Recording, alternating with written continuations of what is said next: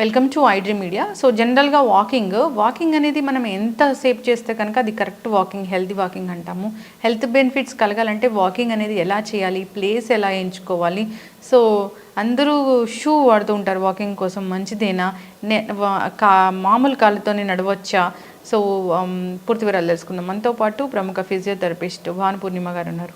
Madam నమస్తే అండి. నమస్తే అండి. అంటే బేర్ ఫుట్, చెప్పులు లేకుండా నడవాలి ఇలా చెప్తూ ఉంటారు కదా, నిజంగా మంచిదేనా అది? మంచిదేనండి, ఎందుకంటే సెన్సరీ సిస్టమ్ అనేది యాక్టివేట్ అవుతుంది బేర్ ఫుట్తో నడవడం వల్ల. కాకపోతే బేర్ ఫుట్ మనం నడవాలి అంటే అక్కడ న్యాచురల్ సర్ఫేస్ అనేది ఉండాలి. సే ఫర్ ఎగ్జాంపుల్ మట్టి కానీ, గడ్డి కానీ, ఇసుక కానీ, ఇలాంటి న్యాచురల్ సర్ఫేసెస్ ఉంటే బేర్ ఫుట్ మీద అనేది నడవచ్చు. కాకపోతే బేర్ ఫుట్ మీద నడిచేటప్పుడు తీసుకోవాల్సిన జాగ్రత్త, ముళ్ళు, చిన్న చిన్న రాళ్ళు ఇలాంటివి గుచ్చుకోకుండా జాగ్రత్త తీసుకోవాలి. కానీ సింథటిక్ రోడ్స్, తార్ రోడ్లు, మన సిమెంట్ రోడ్లు, ఇలాంటి ఆర్టిఫిషియల్ సర్ఫేసెస్ మీద నడిచేటప్పుడు మాత్రం షూ వేసుకుని నడవమని సలహా ఇస్తాను. ఎస్, చక్కగా చెప్పారు. వాకింగ్ అనేది జనరల్గా ఎవరు చేయాలి? వాకింగ్ అనేది ప్రతి ఒక్కళ్ళకి అవసరమేనండి. సో చాలామంది అంటే మనము మా దగ్గరకు వచ్చే క్లయింట్స్కి కూడా మేము చెప్తుంటాం వాకింగ్ చేయండి అంటే, మేము ఆఫీసులకి ఇంత దూరం నడిచి వెళ్తామండి, బస్ స్టాప్కి ఇంత దూరం నడిచి వెళ్తాము, లేకపోతే ఇంట్లో మేము ఇంత పని చేసుకుంటాము, మళ్ళీ మాకు ప్రత్యేకంగా వాకింగ్ ఎందుకు అంటారు. సో అది కరెక్ట్ కాదండి. సో వాకింగ్ అనేది అంటే మన బాడీలో మన ఫోకస్ మొత్తం మనం చేసే పని మీద పెట్టి వాకింగ్ చేయాలి. అంటే వేరే ఏదో పర్పస్ కోసం వెళ్ళే వాకింగ్, ఎక్సర్సైజ్గా చేసే వాకింగ్ రెండింటిని కలపకండి. సో ప్రత్యేకంగా ఈ టైం అనేది మనం కేటాయించుకొని, సో ఆ పర్టికులర్ టైంలో ఆలోచనలు ఏమీ పెట్టుకోకుండా ఫోకస్డ్గా వాక్ చేసి వస్తే దాన్ని మనం కరెక్ట్ వాకింగ్ అని మనం కన్సిడర్ చేయొచ్చు. ఓకే, ఏదైనా ఒక మంచి ప్లేస్ చూసుకునే వాక్ చేయాలంటే పార్కు అలాంటి దాంట్లోనే వాక్ చేయాలా మనము? అలా అయితేనే బెటర్ అండి, ఎందుకంటే సర్ఫేస్ అంటే మనం నడిచేటప్పుడు నడక కింద నుంచి అంటే గ్రౌండ్ నుంచి ఇంపాక్ట్ మన మోకాలకి డైరెక్ట్గా వస్తుంది.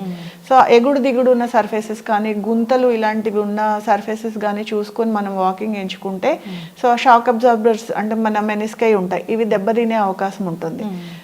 అలా కాకుండా కొంచెం మంచి సర్ఫేస్, యూనిఫామ్గా ఉంటే సర్ఫేస్ ఎంచుకుంటే నడవడానికి మనకి ఈజీగా ఉంటుంది, ప్లస్ మన మోకాల ఆరోగ్యానికి కూడా మంచిది. భోజనం చేశాక వాక్ చేయాలా? భోజనం ఒకవేళ చేసిన తర్వాత వాక్ చేయాలంటే కనీసం అరగంట గ్యాప్ ఇవ్వాలి. డిన్నర్ వాక్ మంచిదా, ఎర్లీ మార్నింగ్ వాక్ మంచిదా? నన్ను అడిగితే ఎర్లీ మార్నింగ్ వాకే చెప్తాను. ఎందుకంటే దానికి ప్రిపేర్ అవ్వాలి. అసలు ఎర్లీ మార్నింగ్ వాక్ మంచిది ఎందుకంటే అంటే మనకి బేసిక్గా మనము బయటకు వెళ్ళినప్పుడు మన body vitamin D sun rays నుంచి అబ్జార్బ్ చేసుకుంటే, సో అది మన ఎముకల ఆరోగ్యానికి కూడా చాలా మంచిది.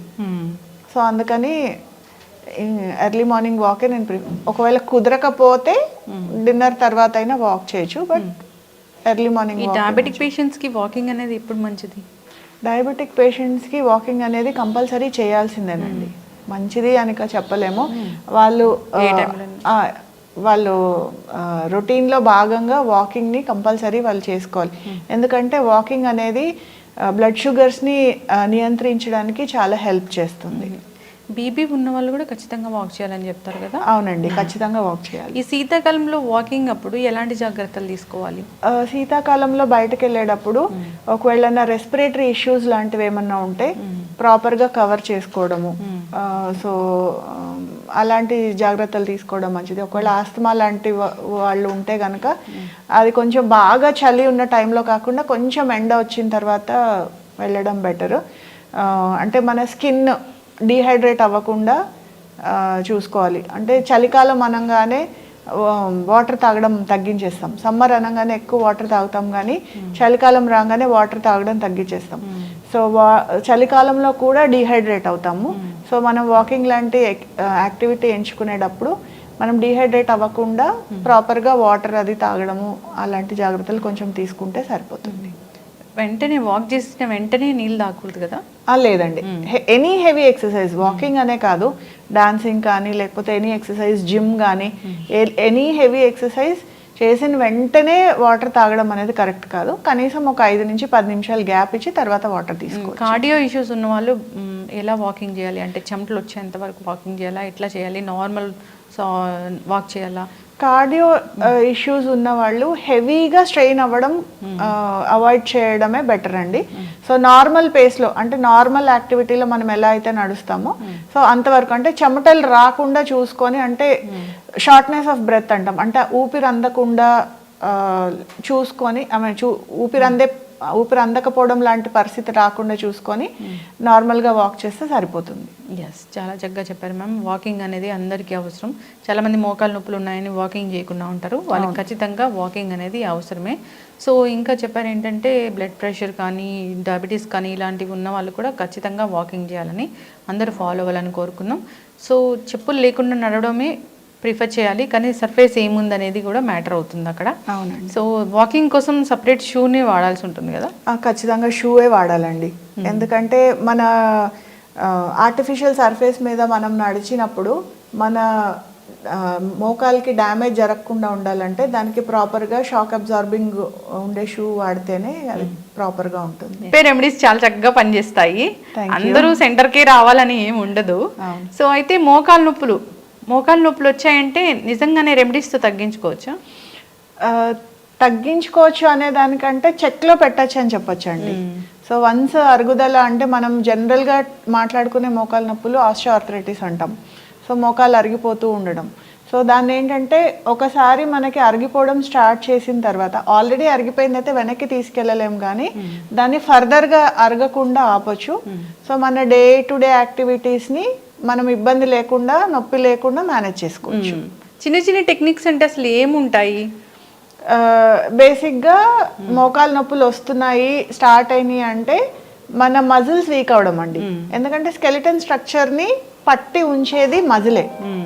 సో మజిల్ ఎప్పుడైతే వీక్ అవుతుందో దాని స్ట్రెంగ్త్ తగ్గిపోవడం వల్ల బోన్స్ రెండు దగ్గరకు వచ్చేస్తాయి.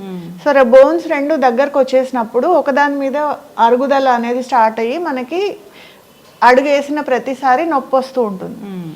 సో అందుకనేసి సో ఇప్పుడు మనము ఎప్పుడైతే అరుగుదల స్టార్ట్ అయిందో ఆ అరుగుదలని ఆపాలి అంటే మజిల్ని స్ట్రెంగ్తన్ చేయాలి. సో మనం ఇంట్లో చిన్న చిన్న ఈ రెమెడీస్ ద్వారా మజిల్ని స్ట్రాంగ్ చేసుకుంటాం. సో మనం ఎప్పుడైతే మజిల్ స్ట్రాంగ్ ఉంటుందో సో బోన్ కూడా పొజిషన్ మెయింటైన్ చేసి మనకి నొప్పి లేకుండా మనం చూసుకోవచ్చు. మోకాలు నొప్పులు ఉన్నవారు వాకింగ్ చేయొచ్చా? చేయాలి, చెయ్యొచ్చు కాదు, కంపల్సరీ చేయాలి. చేస్తూ ఉంటే ఏంటంటే యాక్టివిటీ అండి. సో ఏదైనా ఇప్పుడు మన మజిల్ ఏంటంటే ఈజీగా అది ఎప్పుడు రెస్ట్ తీసుకుందామనే చూస్తూ ఉంటుంది. సో ఎప్పుడైతే మజిల్ రెస్ట్ తీసుకుంటుందో సో ఆటోమేటిక్గా ఇప్పుడు మన ఎగ్జాంపులే తీసుకుందాం. ఎప్పుడైనా మనం రోజు వాకింగ్ చేసే అలవాటు ఉంది, ఒక వారం రోజులు చేయలేకపోయాము, తర్వాత వెళ్ళాలంటే వెళ్ళగలుగుతామా? సో మజిల్ కూడా అంతే. సో దాన్ని ఏంటంటే దాని పని అది చేసుకుంటూ వెళ్తూ ఉంటే సో ఫంక్షన్ అనేది ప్రాపర్గా మెయింటైన్ అవుతుంది. ఓకే, చక్కగా చెప్పారు మ్యామ్. ఇప్పుడు మోకాలు నొప్పులు వచ్చిన వాళ్ళు అక్కడ ఏమైనా పట్టీలు వేసుకోవాలి అంటే ఏదో సంథింగ్ దానికి స్ట్రెంగ్తన్ కోసం పట్టీలు అలాంటివి దొరుకుతూ ఉంటాయి కదా, పనిచేస్తాయి అవి? పట్టీలు అంటే నీ క్యాప్స్ అంటామండి. సో నీ క్యాప్స్ ఏంటంటే సపోర్ట్ కోసం. సే ఫర్ ఎగ్జాంపుల్ చాలా సివియర్గా పెయిన్ ఉంది అనుకుందాం. పెయిన్ ఉన్నప్పుడు ఆ నొప్పి వల్ల ఏదైనా పని చేయలేకపోతున్నారు. సో అంటే మెట్లు ఎక్కాలి, లేదంటే దూరాలు వాకింగ్ చేయాలి, లేకపోతే నిలబడాలి. సో అలాంటప్పుడు ఈ పట్టీలు అనేవి అంటే నీ క్యాప్స్ అనేవి సపోర్ట్ లాగా పనిచేస్తాయి. సో అవేంటంటే మనం unavoidable situations, say for example మనం ఎక్కడికన్నా లాంగ్ డిస్టెన్స్లో మనము ట్రావెల్ చేయాలి, లేకపోతే ఏదన్నా ఇంట్లో ఏదన్నా అకేషన్ ఉంది, లేకపోతే అలాంటి అకేషన్స్ అప్పుడు, లేకపోతే ఎక్కువసేపు నిలబడి పని చేసుకోవాలి అన్నప్పుడు సపోర్ట్ కోసం వాడుకోవడంలో తప్పులేదండి. సపోర్ట్ ఇస్తుంది. కానీ ఇదేదో బాగుంది, ఇది వేసుకుంటే మనకి నొప్పి రావట్లేదు అని చెప్పి కంటిన్యూస్గా వాడితే మాత్రం దాంతో ఇబ్బందులు ఎదుర్కోవాల్సి వస్తుంది. సో కాబట్టి నీ క్యాప్స్ అనేవి అవసరమైనప్పుడు మాత్రమే వాడాలి. ఇప్పుడు మోకాలు నొప్పులు సర్జరీ అయిన తర్వాత ఫిజియోథెరపీ అవసరమా? ఖచ్చితంగా చేసుకోవాలి.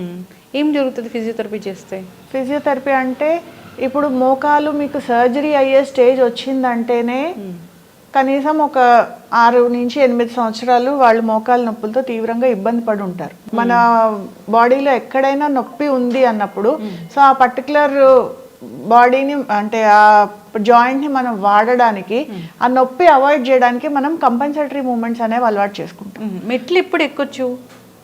మెట్లు ఎక్కొచ్చు అంటే తప్పనిసరి పరిస్థితుల్లో ఎక్కొచ్చు అండి, అంతేగాని ఫిట్నెస్ కోసము ఎక్సర్సైజ్ మెయింటైన్ చేయడం కోసము మోకాళ్ళ హెల్త్కి మెట్లు ఎక్కడం అయితే అంత కరెక్ట్ కాదు. మిగిలిన అంటే తప్పక ఇంకా మెట్లు ఎక్కాల్సి వచ్చినప్పుడు అయితే తప్పదు అనుకోండి. లిఫ్ట్ వాడాలా మెట్లు ఎక్కాలా అసలు జనరల్గా? లెస్ దెన్ 2 floors మెట్లు ఎక్కండి, అభ్యంతరం లేదు. అంతకంటే ఎక్కువ ఉంటే అయితే నేను లిఫ్ట్ వాడమని సజెస్ట్ చేస్తాను. ఎస్, చక్కటి ఇన్ఫర్మేషన్ మ్యామ్. సో ఏదైనా ఒక ఫుడ్ తింటే ఈ మోకాలు నొప్పులు బాగా పెరుగుతాయి అనేది ఏమైనా ఉంటుందా? రుమటాయిడ్ ఆర్థరైటిస్ ఒకవేళ ఉంటే కొన్ని ఫుడ్స్ వల్ల నొప్పులు ఎక్కువయ్యే అవకాశం ఉంటుందండి.